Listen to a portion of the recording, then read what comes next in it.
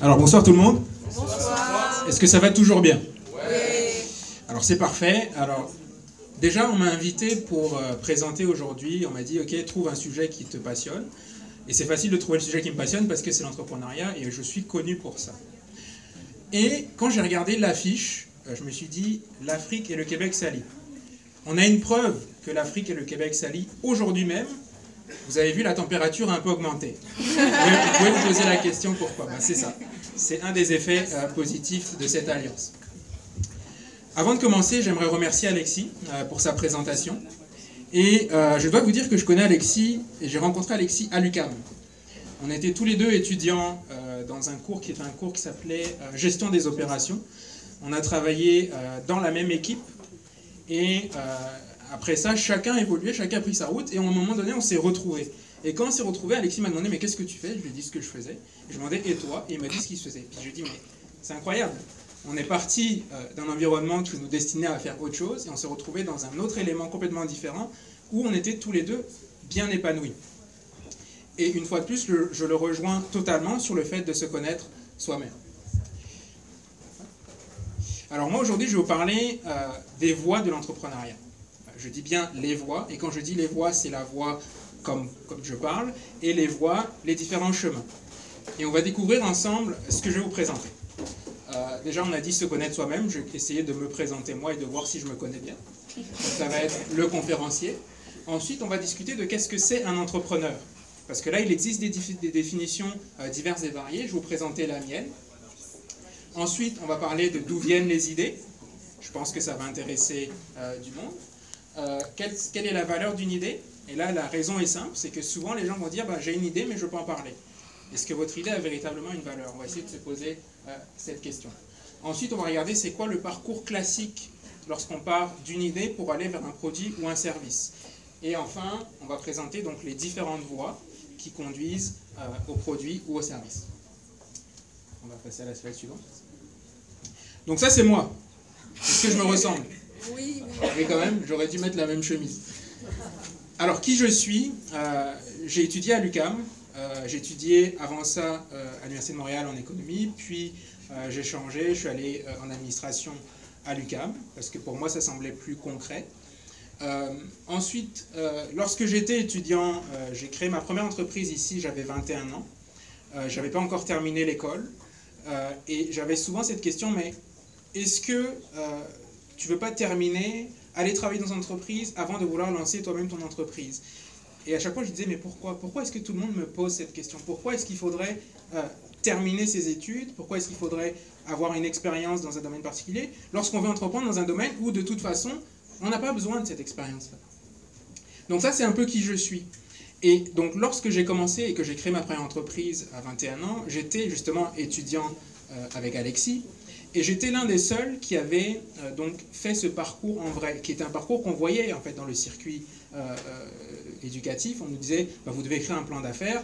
On nous a montré plusieurs canevas pour écrire un plan d'affaires, mais personne ne l'avait fait en vrai, y compris le professeur, qui ne l'avait jamais fait en vrai. Moi, j'ai décidé de le faire en vrai parce que j'ai créé mon entreprise, et ça m'a apporté beaucoup. Beaucoup dans le sens que, à chaque fois que j'allais en cours, et les questions que je posais étaient reliées à ce que je voulais faire en vrai. Et la plupart de mes collègues disaient, mais il a toujours des questions qui sont très pertinentes. Mais oui, mais c'est parce que moi, qu'est-ce que je fais? Je fais ça en vrai. Et qu'est-ce qui s'est passé par la suite? C'est que j'ai commencé à accompagner mes amis qui aussi voulaient créer leur entreprise pour la simple et bonne raison que j'avais déjà écrit un plan d'affaires. Donc j'ai accompagné mes amis, les amis de mes amis, les amis des amis de mes amis, et je ne me faisais pas payer. Et là, je me suis dit, mais peut-être que j'ai de la valeur là-dedans. Et ça rejoint une fois de plus ce que Alexis disait. Donc j'avais de la valeur là. Donc je me suis dit, pourquoi ne pas créer un cabinet qui va aider justement les entrepreneurs à écrire leur plan d'affaires? Tout en sachant qu'en réalité, je ne les aidais pas véritablement à écrire leur plan d'affaires, je les aidais plus à se connaître eux-mêmes et à savoir comment est-ce qu'ils allaient faire pour véritablement montrer qu'ils étaient les meilleures personnes pour porter le type de projet qu'ils voulaient porter. Et ça m'a conduit à faire plein de choses, et j'ai plusieurs casquettes, et l'une de mes casquettes préférées, c'est celle d'auteur, auteur d'une bande dessinée, qui est ici, qui est une bande dessinée entrepreneuriale, qui est en fait un outil pédagogique qui sert à sensibiliser les jeunes à l'entrepreneuriat. Et ce que je fais dans la présentation de cette bande dessinée-là, ce n'est pas du tout écrire un plan d'affaires. Bien au contraire. Je dis, allez-y directement. C'est la méthode essai-erreur. Et allez chercher vos clients. Allez essayer de vendre votre produit comme si vous l'aviez déjà. Et vous regarderez le titre. Le titre de la bande dessinée, c'est « Échanger la peau de l'ours avant de l'avoir tué ». Est-ce que vous savez que dans la vie de tous les jours, on vous apprend l'inverse? On vous dit, il ne faut surtout pas vendre la peau de l'ours avant de l'avoir tué. Et moi, je vous dis, ben, pourquoi? Ça coûte quoi? Essayez-le. Si les gens sont prêts à acheter votre produit, ça veut dire que ça marche. Donc, allez maintenant chercher la peau d'ours.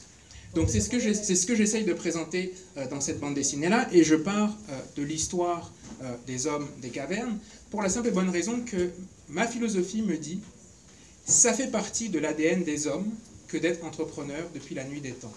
Et on peut le prouver tout de suite. Vous êtes assis sur quoi? Sur des chaises. Quelqu'un s'est dit à un moment donné, on a un problème, on veut faire que les gens restent attentifs à ce qu'on fait, il faut que ces personnes-là soient en position assise, parce que c'est la position dans laquelle elles vont être attentives, pour longtemps. Qu'est-ce qu'on fait? La plupart du temps, les gens s'assoient par terre. Moi, j'ai peut-être une idée. Je vais prendre un morceau de bois, je vais essayer de le tailler d'une certaine façon, et donc je crée une chaise. Ensuite de ça, la plupart du temps, quand on est en déplacement et qu'on cherche à boire de l'eau, où est-ce qu'on boit? Dans des bouteilles. Là encore, il y a une question de transport de l'eau. Quelqu'un s'est dit, comment est-ce que je peux apporter une solution à cette problématique-là? Et il a décidé de développer une bouteille. Donc dès que vous allez regarder tout autour de vous, tout ce que vous allez avoir autour de vous, si on en est où on en est aujourd'hui en tant qu'humanité, c'est parce que ça fait partie de l'ADN des hommes que d'être entrepreneur depuis la nuit des temps. Et c'est ce que je voulais raconter dans cette histoire-là. Alors maintenant, on va aller dans le vif du sujet, parce qu'on parle beaucoup d'entrepreneuriat, d'entrepreneurs, mais qu'est-ce que c'est entreprendre? J'ai une façon de présenter les choses assez particulière. Je pars de l'étymologie du mot. L'étymologie du mot, dans entreprendre, on voit qu'il y a deux éléments. Il y a entre et il y a prendre. Alors on regarde, en latin c'est inter, qui veut dire un espace.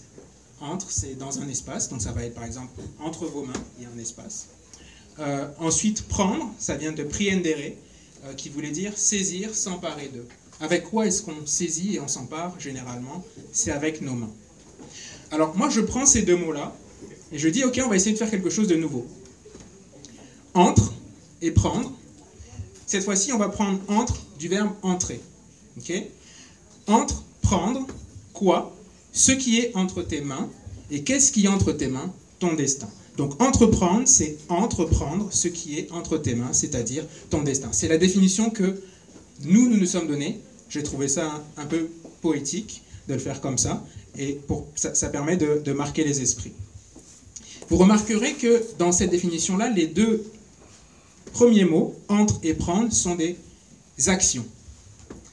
Et c'est véritablement ça le plus important dans l'entrepreneuriat. C'est l'action, passer à l'action. Donc pour nous, un entrepreneur, c'est celui qui entreprend bien sûr. C'est celui qui a le courage de saisir avec ses deux mains son destin et de passer à l'action. Et j'ai regardé une vidéo il n'y a pas si longtemps que ça, que j'ai trouvée extrêmement intéressante. On dit souvent, dans la plupart des définitions qu'on lit, qu'un entrepreneur, c'est quelqu'un qui prend des risques. C'est vrai et c'est pas vrai. C'est une perception. Dans le sens que, comment est-ce qu'on définit ça en anglais? On ne dit pas prendre un risque, on dit take a chance. Et take a chance, la perception qu'on va avoir est différente. Parce que là, on évalue le gain potentiel, alors que dans l'autre, on évalue la perte potentielle. Donc ça a un impact sur la façon de penser des gens. Donc, là on a vu une définition de l'entrepreneuriat. Et une fois que c'est fait, on peut vous poser la question. Moi je peux vous poser la question. Aujourd'hui, si je vous demande de citer un entrepreneur, et que chacun me cite un entrepreneur, on va voir que soit ils vont tous me citer la même personne, c'est-à-dire Steve Jobs, parce que c'est souvent à la mode. Et souvent, ce que je réponds à ça, c'est oui, mais il est mort. Est-ce que vous en avez des vivants? Et là, on me cite tout un tas de noms.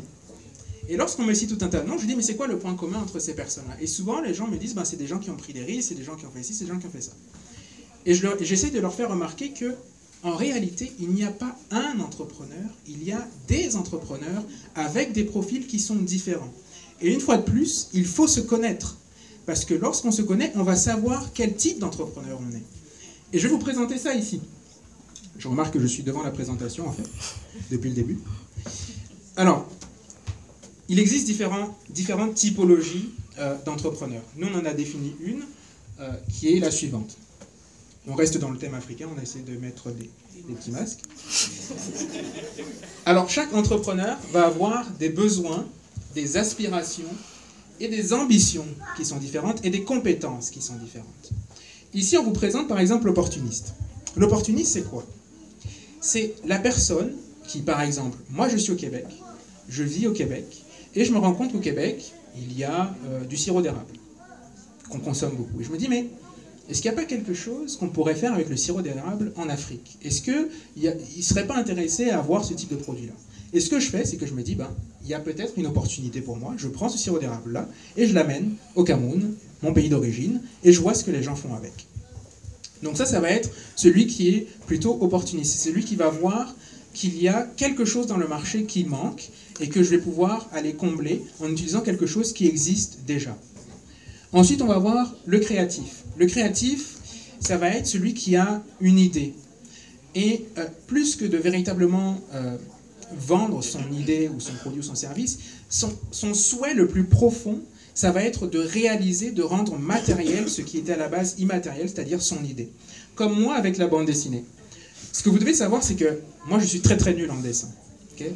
J'avais toute l'idée. Donc, j'ai commencé à écrire, à dire ce que je voulais, à faire des espèces de gros carrés où je disais, là, il se passe ça, le paysage, c'est ça. Et je me suis dit, mais comment est-ce que je fais maintenant pour rendre ça matériel? Et je suis allé chercher des compétences à l'extérieur. Je suis retourné au Cameroun et j'ai vu quelqu'un qui dessinait extrêmement bien, qui était BDiste, et je lui ai dit, écoute, voilà mon idée, est-ce que tu voudrais participer avec moi? Et lorsqu'il m'a envoyé les premiers dessins, j'en avais les larmes aux yeux parce que je me suis dit, comment est-ce qu'il a fait pour savoir que c'est à ça que mon personnage ressemblait? Donc là, ça va être plutôt les aspects créatifs. C'est des gens qui veulent véritablement rendre matériel ce qu'il y a dans leur tête. Donc ça aussi, c'est un type d'entrepreneur spécifique. On va avoir par exemple l'innovateur. L'innovateur, c'est un autre type. C'est quelqu'un qui va se dire, le système, mettons, je sais pas moi, le système de transport ne fonctionne pas bien, il y a une manière de l'améliorer, cette manière de l'améliorer, ça va être ça. On a des amis ingénieurs qui venaient de Polytechnique tout à l'heure, qui ont posé des questions. Souvent, ils vont être dans ce secteur-là, les innovateurs. Ensuite, on va voir les idéalistes. Les idéalistes, c'est des gens qui vont se rendre compte qu'il y a un problème, il y a une injustice dans la société, qui vont chercher à résoudre, ils vont chercher à trouver un moyen de combler ce manque-là, de réparer cette injustice-là. Une fois de plus, eux, leur objectif principal, leurs aspirations et leurs compétences vont être tournés vers la réparation d'une injustice plus que véritablement faire de l'argent ou obtenir la célébrité. On va voir le capitaliste. Le capitaliste, son objectif principal, c'est la valeur, augmenter la valeur qu'il possède. Ce n'est pas une mauvaise chose en soi. C'est un type d'entrepreneur comme les autres. Enfin, il y a le débrouillard. Ça, c'est un que j'aime particulièrement. Pourquoi? Parce qu'il y en a énormément en Afrique. Et ça, c'est souvent des gens qui entreprennent par nécessité. Ça va être celui qui va se dire, j'ai faim, je vais me lancer dans l'agriculture. Je ne me lance pas dans l'agriculture pour faire des millions, je me lance dans l'agriculture pour me nourrir, pour nourrir ma famille, après peut-être les villages, etc. etc. Donc lorsqu'on regarde souvent les indices d'entrepreneuriat dans le monde et qu'on voit que l'Afrique est très très bien placée, et certains pays sont très très bien placés, souvent malheureusement c'est des entrepreneurs qui sont des entrepreneurs de nécessité. Et on essaye de faire passer aux autres étapes. Donc là, on a vu, il existe différents types d'entrepreneurs, et les différents types d'entrepreneurs, donc, ils vont avoir des aspirations, des compétences différentes. Mais ce qu'il faut savoir, c'est que le secteur d'activité dans lequel on veut entreprendre a aussi une influence importante. Et l'exemple est simple. Je prends ici deux secteurs d'activité, l'immobilier et l'agriculture. Celui qui veut entreprendre dans l'immobilier, il va avoir besoin de quoi? En général, il va devoir aller se présenter devant une banque, et il va devoir présenter des garanties qui sont beaucoup plus importantes que celui qui a juste besoin d'un petit terrain, de la semence, de l'eau et une pelle. Donc, leur parcours entrepreneurial va être complètement différent. Il y en a un qui il sera obligé d'avoir un plan d'affaires, celui qui est dans l'immobilier. Et le plan d'affaires classique, en général, va être celui qu'on va lui demander. Par exemple, on ne va pas lui dire oui, non, là, tu pourrais aller sur une méthode plus essai-erreur, parce que la méthode essai-erreur, ça va être essai-erreur avec l'argent des autres. Donc là, les banques vont lui dire non, moi, je veux un plan d'affaires concret, je veux des garanties concrètes. Alors que dans l'agriculture, on peut arriver en disant, est-ce qu'on ne pourrait pas tous ensemble mettre en commun nos compétences? Mettons, je sais que tu as un arrosoir, toi tu as de l'eau, toi tu as des semences. Est-ce qu'on ne pourrait pas mettre tout ça en commun et essayer de faire quelque chose ensemble? Ça marche beaucoup plus facilement dans ce secteur-là. Donc là, en conclusion de cette première partie sur ce qu'est un entrepreneur, on constate qu'il existe différents types d'entrepreneurs avec des aspirations, des compétences et des besoins qui sont différents. Il existe différents secteurs d'activité qui ont chacune des tendances et des dynamiques qui leur sont propres. Et donc tout ceci a une influence. Et une influence sur quoi? Ça va y avoir une influence sur le type d'entreprise qui vont être créées et les stratégies qui vont être développées par les entrepreneurs dans chacun de ces secteurs d'activité-là. Donc on voit qu'une fois de plus, c'est important de se connaître, de connaître son environnement,